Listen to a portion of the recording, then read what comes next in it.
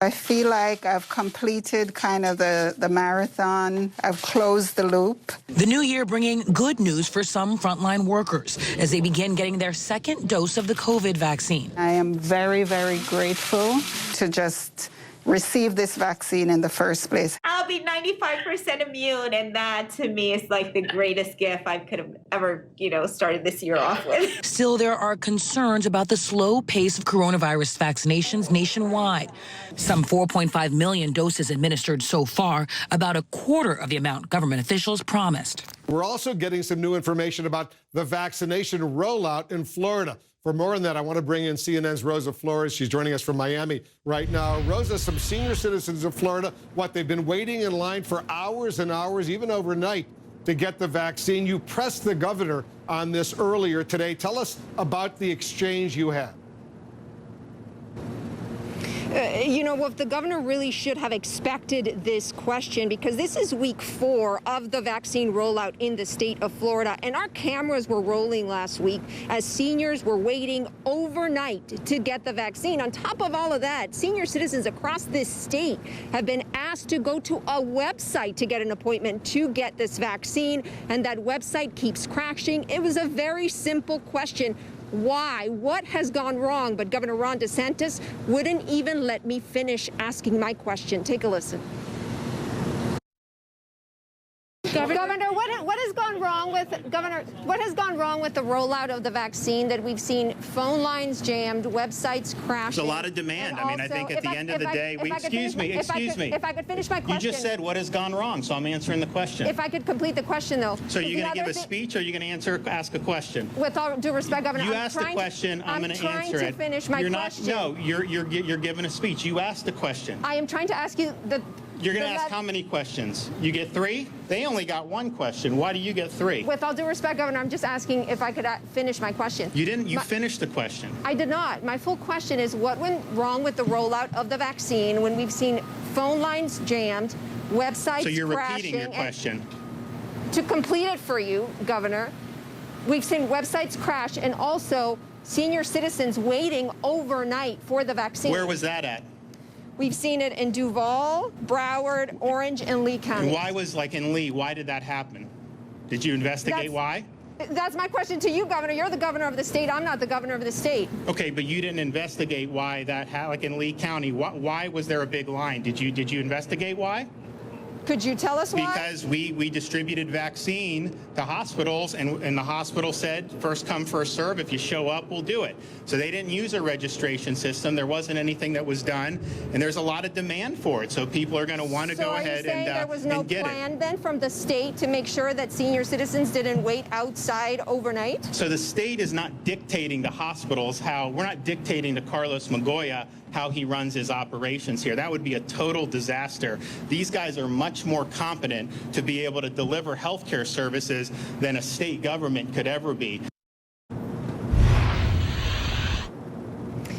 Now, Florida Governor Ron DeSantis has maintained that his priority is to vaccinate Florida seniors here in this state. Now, my follow-up question to the governor was, why are assisted living facilities still waiting for vaccines? He didn't answer my question because he walked off right after that exchange. You did an excellent job, Rosa. We're very proud of you. Good exchange indeed. He should be patient. He should answer these questions. These are life and death issues that especially people over 65 years old in Florida are facing right now. Thanks for that, for doing what you did. I want to bring in our chief medical correspondent, Dr. Sanjay Gupta, right now. He's the author of a brand new book just coming out tomorrow. You got to get it. It's entitled Keep Sharp, Build a Better Brain at Any Age. I can't wait, Sanjay, to read your new book. It's going to be amazing. But let me get your reaction to what we just heard, that exchange that Rosa had with the Florida governor, Ron DeSantis. It's heartbreaking to see these elderly people just waiting in line, sitting there overnight because they hope they can get a vaccine. Well, Wolf, I can tell you it strikes very close to home. First of all, what Rosa was asking about is happening. I mean, it's not an exaggeration. And I know this because my parents were two of those senior citizens who waited all night in Lee County to get their vaccines. The way it worked for them was that they basically wanted to get the vaccine. They started searching online to try and find where the vaccine might be available. They were told that the local library was going to have a certain number of doses. So they got there at 1:30 in the morning. It was like, camping out for a concert, except that my parents are in their late 70s. It's outside. They're trying to maintain distance.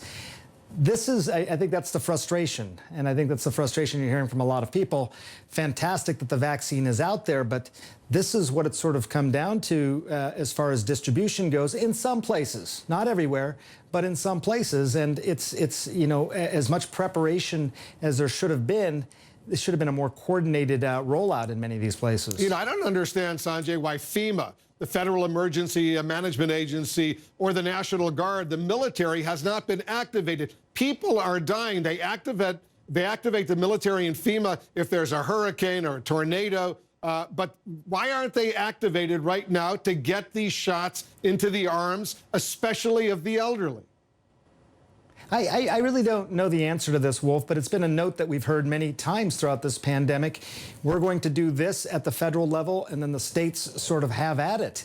The states that have asked for, in the billions of dollars to create an infrastructure of public health that could handle something like this receive $480 million. So they've been woefully underfunded, and it's been very hard for them to then take a brand new vaccine that requires the kind of cold storage that everyone has heard about by now and be able to distribute it. So it's become a situation where people are sort of trying to fend for themselves. Like, again, my parents just sort of found this vaccine by on their own. There was no unified strategy to try and distribute it to them. Yeah, this is an awful situation. Sanjay, we'll continue this conversation. Thank you. Would it be better if the federal government just stepped in and took over the effort to get millions of Americans vaccinated?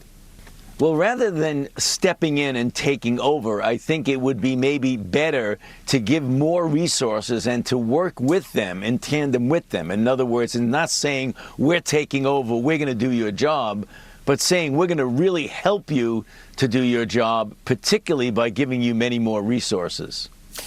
In some provinces in Canada, as you know, after the first dose, they're letting people walk around, and apparently, reportedly, that provides perhaps up to 40% protection against infection, unlike what we're doing, reserving both doses for millions of Americans.